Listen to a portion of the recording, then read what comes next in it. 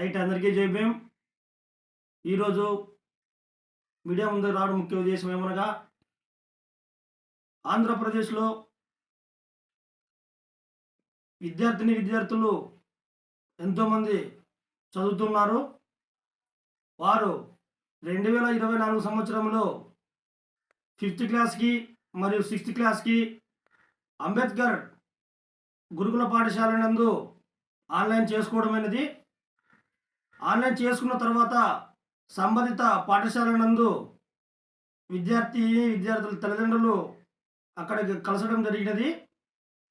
కలుస్తూ అధికారులను కలిశారు, ప్రిన్సిపాల్ గారిని కలుస్తూ, మరియు కలిసిన తర్వాత వారు విద్యార్థి తల్లిదండ్రులకు ఏమని సమాధానం ఇచ్చారంటే, ఆల్రెడీ ఆన్లైన్ చేసిన విద్యార్థులకు ఆల్రెడీ ఒక్కో క్లాస్ నందు 40 సీట్లు కేటాయించారు, ఫిలప్ కూడా అయిపోయాయి. మీరు ఏమనగానే ఉంటే వేరే ఆప్షన్ వెతుక్కోండి అని చెప్పేసి అక్కడ ఉన్నటువంటి ప్రిన్సిపాల్ గారు చెప్పడం జరిగింది.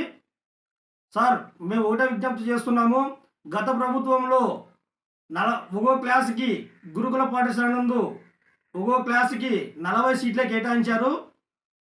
ఎస్సీ, ఎస్టీ, బీసీ, మైనారిటీ పేద విద్యార్థులు ఆర్థిక ఇబ్బందుల్లో చదువుకోలేని పరిస్థితుల్లో చాలా ఇబ్బందికరంగా ఉన్నారు. కాబట్టి ఇప్పుడు బిఆర్ అంబేద్కర్ గారి గురుకుల పాఠశాల నందు ఒక్కో క్లాసుకి కనీసం 40 సీట్లకు పైబడి ఒక 5 సీట్లను కేటాయించాలని చెప్పేసి ఇప్పుడు ప్రస్తుతం 12వ తారీఖున ప్రమాణం స్వీకారం చేస్తున్నటువంటి గౌరవనీయులు నారా చంద్రబాబు నాయుడు గారికి ఎస్సీ జనసంఘం ఆధ్వర్యంలో ఒకటే విజ్ఞప్తి చేస్తున్నాం.